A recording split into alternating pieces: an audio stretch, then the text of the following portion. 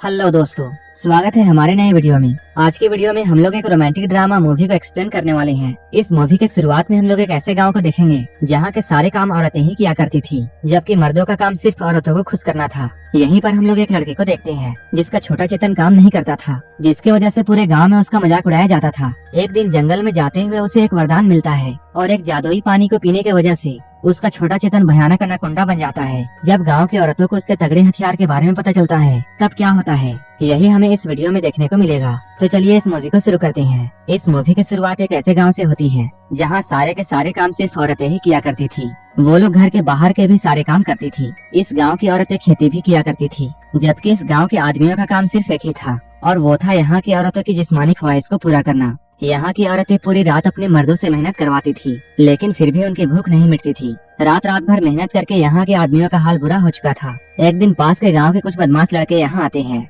और वो लोग ढाबे में बैठकर खाना खा रहे थे। तभी इन बदमाशों की नजर म्यून नाम के एक आदमी पर पड़ती है, जो कि देखने में काफी सीधा साधा आदमी लग रहा था। बदमाशों का सरदार उसके पास जाता है, क्योंकि सरदार को चूल मची हुई थी, इसलिए वो वहाँ जाकर म्यून को छेड़ने लगता है। इस बात से म्यून को बहुत गुस्सा आता है और वो अपने सामने जल रहे कोयले को उठाकर पानी में फेंक देता है ताकि वो अपने गुस्से को शांत कर सके। लेकिन सरदार अपने गुस्से को शांत नहीं करता है और देखते ही देखते वो म्यून पर हमला कर देता है। म्यून अब बहुत गुस्से में था। इसके बाद वो भी सरदार पर हमला कर देता है। जब उसके चेले उसे बचाने के लिए यहाँ आते हैं तब वो उनकी भी धुनाई अच्छे से करता है। यहाँ मौजूद सारी औरतें म्यून की बहादुरी देखते हैं और म्यून को देखकर सभी के दिलों में वो सब करने का ख्याल आने लगता है। सभी लोग ये सोचते हैं ये जितनी बहादुरी से लड़ाई करता है उतनी ही तेजी से गपागप भी करता होगा। तभी यहाँ पर एक दादी आती है और वो इन लोगों से कहती है, तुम लोग उसे देखकर अपने दिलों में ख्याल मत लाओ, क्योंकि वो लड़ाई में अच्छा है इसका मतलब ये नहीं है कि वो खुदाई में भी अच्छा होगा। सारी लड़कियाँ उनकी बातों को सुनकर उनसे इसका मतलब पूछती हैं। तब दादी इन्हें बताती है, इसके पास जो नागराज है वो फन नहीं फैला सकता है। दादी अम्मा की बात को सुनकर सारे लोग म्यून की तरफ देखते हैं और वो लोग उसे देखकर जोर से हंसने लगते हैं। म्यून भी सभी कुछ देख रहा था, लेकिन वो यहाँ पर चुप रहता है। अभी हम लोग म्यून के बड़े भाई क्यून को देखते हैं। क्यून देखने में काफी हैंडसम और मजबूत था। इस गांव की सारी औरतें उसकी दीवानी थी और सभी लोग उसे बहुत पसंद करते थे। जब भी क्यून नदी में नहाने के लिए जाता था सभी लोग उसे छुप छुप कर देखा करती थी। वहीं इधर जब भी म्यून कहीं जाता था सभी लोग उसके पास सिर्फ उसके बड़े भाई की तारीफ करते थे। वहीं म्यून का छोटा चेतन हमेशा सोया रहता था। इस बात से म्यून बहुत गुस्सा हो जाता है और वो लगभग पागल सा हो गया था। वो दारू पीकर बहुत तमाशा करता है। इसके बाद उसका बड़ा भाई क्यून यहाँ आता है और उसे बोरे की तरह अपने कंधों में लाद कर यहाँ से ले जाता है। रास्ते में इनकी मुलाकात किम नाम की एक लड़की से होती है, जो कि नदी के पुल पर नाच रही होती है। क्यून जब उसे नाचते हुए देखता है तब वो उसे देखता ही रह जाता है, जिसकी वजह से उसका बैलेंस बिगड़कर वो दोनों नदी में गिर जाते हैं। पानी में गिरने की वजह से ये दोनों भीग जाते हैं। यहाँ से उनका गाँव काफी दूर था, इसलिए वो लोग नदी के किनारे आग जलाकर अपने कपड़े सुखाने लगते हैं। ये दोनों लोग आग के सामने बैठे हुए थे, लेकिन एक दूसरे से काफी कम बातें कर रहे थे, जैसे कि इन दोनों के बीच में अच्छे से नहीं बनती हो। लेकिन ये लोग पहले ऐसे नहीं थे। असल में बात है 4 साल पहले की, जब ये दोनों भाई एक मेले में राइस केक बेच रहे थे। तभी अचानक म्यून के पैंट में आग लग जाती है और उसका छोटा चेतन जलने ही वाला था। क्यून जब अपने भाई के पैंट में आग लगे हुए देखता है तब वो बिना कुछ सोचे समझे अपने भाई को आग से जलने से बचाने के लिए उसके पैंट पर लात मारता है और वो अपने भाई के छोटे चेतन को बुरे तरीके से कुचल देता है। और यहीं पर से आग के साथ साथ म्यून का सब कुछ बुझ चुका था और यही वजह से म्यून अपने भाई क्यून से बातें नहीं करता था। ये स्टोरी फिर से प्रेजेंट टाइम में आती है। एक दिन इस गांव के कुछ लड़के बैठकर किम की खूबसूरती की तारीफ कर रहे होते हैं। इनमें से एक लड़का ये बोलता है, किम रोज रात को झील में नहाने के लिए जाती है। ये सुनकर दूसरा बोला, चलो आज ही हम लोग ये देखने के लिए जाते हैं। म्यून भी पास में बैठकर सारी बातों को सुन रहा था। रात में सारे लोग झील में नहाने के लिए पहुँच जाते हैं। म्यून भी यहाँ इनके साथ आया होता है। म्यून को यहाँ देखकर सारे लोग उसका मजाक उड़ाते हैं। वो सभी लोग यहाँ मिन का मजाक उड़ा ही रहे होते हैं। तभी यहाँ पर किम भी आ जाती है। किम को यहाँ देखकर सभी लोग एक्साइटेड हो जाते हैं और वो लोग किम के भीगे बदन को देखकर बस देखते ही रह जाते हैं।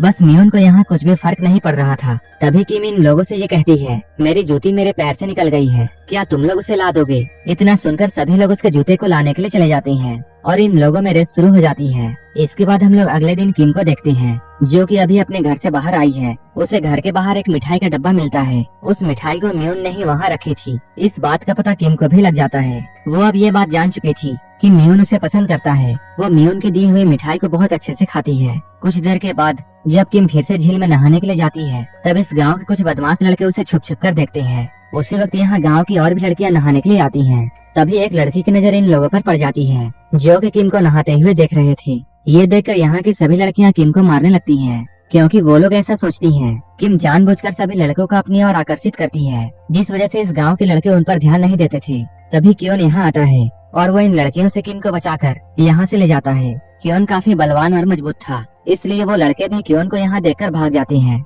उसी रात क्योन जब अपने छोटे भाई म्यून से मिलता है, तब वो उसे बताता है वो जल्द ही शादी करने वाला है। म्यून अपने भाई को बधाई देते हुए ये पूछता है वो लड़की कौन है। तभी क्योन किसी को अपने घर में अंदर आने के लिए बोलता है। उस लड़की को अंदर आता हुआ देखकर म्यून का दिल टूट जाता है, क्योंकि वो लड़की कोई और नहीं बल्कि किम थी। किम को अपने भाई के साथ देखकर म्यून बहुत उदास हो जाता है। इसके बाद वो देवदास बनकर अकेले जंगल में आ जाता है। जंगल में आकर उसकी नजर एक जाल पर पड़ती है। उस जाल में एक बाबा फंसे हुए थे। म्यून जल्दी जल्दी उस बाबा को जाल से निकालता है। म्यून के इस काम से वो बूढ़ा बाबा बहुत खुश होता है और वो उसे कोई भी वरदान मांगने के लिए बोलता है। बाबा कहते हैं तुम जो भी कुछ मांगोगे मैं वचन देता हूँ मैं उसे पूरा करूँगा। तब म्यून बैठे बैठे बाबा को अपनी पूरी कहानी बताता है। वो उन्हें यह भी बताता है कि उसके छोटे चेतन के साथ क्या हुआ है। ये सुनकर बाबा उसे एक जगह का पता बताते हुए ये कहते हैं वहाँ खंभे के नीचे एक जादुई बोतल में पानी है, तुम उस पानी के कुछ बूंदे पी लेना, लेकिन ज्यादा नहीं, सिर्फ कुछ बूंदे। कुछ ही देर बाद म्यून उस खंभे के नीचे पहुँच चुका था। इसके बाद वो उस जादुई बोतल को उठाता है। वहाँ वो उस जादुई पानी को एक घूंट के बजाय कई घूंट पी जाता है और वो एक ही सांस में पूरी की पूरी बोतल खाली कर देता है। अगली सुबह जब वो अपने गांव में वापस आता है, तब उसे ये बात पता चलती है गांव के सारे आदमी युद्ध में जा चुके हैं। उस जादुई पानी को पीने की वजह से म्यून का छोटा चेतन अब अनाकोंडा बन चुका था। जब वो सुसु करने के लिए जाता है, तब उसके सुसु के धार से पूरे गांव में तहलका मच जाता है। देखते ही देखते ये बात पूरे गांव में फैल जाती है। जो भी औरतें पहले म्यून का मजाक उड़ाया करती थी, वो अब उसे लालची नजरों से देखती हैं। ये सारे लोग अब म्यून के बारे में ही बातें किया करती थी, क्योंकि इन सभी के पति अब जंग में जा चुके थे और गांव में ऐसा कोई भी नहीं था जो कि इन्हें जिस्मानी सुकून दे सके। म्यून ये सब देखकर बहुत खुश था, लेकिन फिर भी वो अपने ऊपर काबू रखता है। एक दिन एक सो नाम की औरत म्यून के पास आती है और वो म्यून के पास आकर उसे सेड्यूस करने की कोशिश करती है। सो की हरकतों को देखकर म्यून भी अपना आपा खो बैठता है। म्यून सो के साथ सोकर भयंकर घपाघप करता है। म्यून ने उसके साथ ऐसा घपाघप किया था कि उसके नाक से खून आने लगता है। म्यून जब सो के साथ इंटीमेट हो रहा था, तब गांव की सारी औरतें उन्हें देख रही थी। म्यून के अनाकोंडा को देखकर सभी लोग हैरान रह जाती हैं। इसके बाद सारे लोग सो के पास जाती हैं और वो सो से इन सब के बारे में पूछती हैं। तब सो इन लोगों को बताती है तुम लोग बस इतना समझ लो कि मेरे पिछवाड़े को ठीक होने में कम से कम 2 महीने लगेंगे। सो की इन बातों को सुनकर सारी औरतें दंग रह जाती हैं। अब सारी औरतें म्यून के घर के बाहर लाइन लगाकर खड़ी हो जाती हैं और सारे लोग अपनी बारी आने का इंतजार करती हैं। म्यून अपनी सर्विस जनहित में जारी रखता है। सारी औरतें इस गांव में म्यून के बारे में जान चुकी थी। धीरे धीरे म्यून के बारे में इस राज्य की राजकुमारी को भी पता चल जाता है। वो भी अब म्यून के पास जाकर घपाघप करना चाहती थी। अगले ही दिन राजकुमारी के ऑर्डर पर म्यून को पकड़कर महल में लाया जाता है।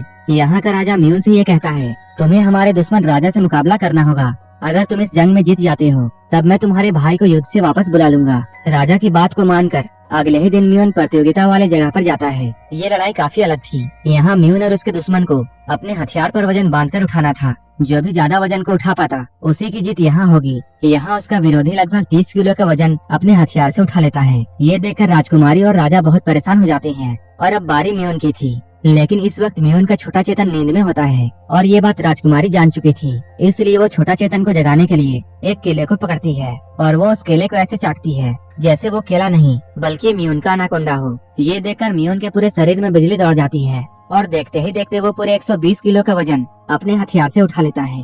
म्यून के इस कारनामे से सभी लोग बहुत खुश थे। उसे राजमहल में खाना खाने के लिए इनवाइट किया जाता है। खाने के दौरान सेनापति यहाँ आता है और वो राजा से ये कहता है जंग में क्यून मारा गया है, लेकिन हमें उसकी लाश नहीं मिली है। ये सुनकर म्यून बहुत उदास होता है। वहीं दूसरी ओर हम लोग किम को देखते हैं। उसकी तबीयत खराब हो रही थी। उसे बहुत तेज बुखार था और उसका बुखार ठीक नहीं हो रहा था। तभी एक वैद्य यहाँ आता है और वो म्यून से ये कहता है तुम्हें म्यून को अपने शरीर की गर्मी देनी होगी, तभी वो बच सकती है। म्यून ऐसा करना तो नहीं चाहता था, लेकिन किम को ठीक करने के लिए वो रोते रोते किम के साथ घपाघप कर डालता है। वैद्य ने बिल्कुल सही कहा था। म्यून के ऐसा करने से किम बिल्कुल ठीक हो जाती है। म्यून उसका ध्यान बहुत अच्छे से रखता था और वो हमेशा किम के साथ ही रहता था, जिसकी वजह से गांव की सारी औरतें बहुत दुखी हो चुकी थी, क्योंकि किम के वजह से वो औरतें म्यून से मजा नहीं ले पा रही थी।